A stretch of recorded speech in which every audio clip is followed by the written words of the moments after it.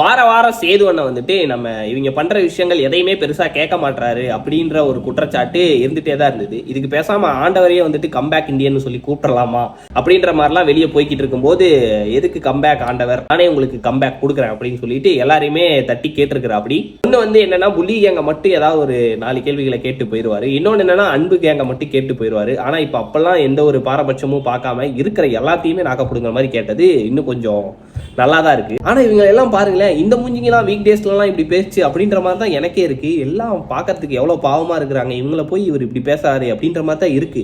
ஆனா நல்லா உற்று நோக்கணும்னா தான் தெரியுது, இவங்க எல்லாருமே வந்துட்டு வாரம் பூரா என்னென்ன பண்ண முடியுமோ அது எல்லா கலவரத்தையும் பண்ணிட்டு இந்த வீக்கெண்ட் ஆகும்போது மட்டும் எங்கள் வீட்டில் எல்லா நாளும் கார்த்திகைன்னு சுத்துறாங்க. நம்பவே கூடாது. அது மட்டும் இல்லாம இவங்க எல்லாரும் கண்டென்ட் கொடுக்குறேன்னு சொல்லிட்டு இவங்களோட கண்டென்ட்டாவே என்ன இருக்குன்னா சண்டை போடுறதாவே தான் இருக்குது. எல்லாரும் கத்திக்கிட்டே இருக்காங்க 24 மணி நேரம் அப்படின்றத அண்ணனே நோட் பண்ணிட்டார் போல இருக்குது.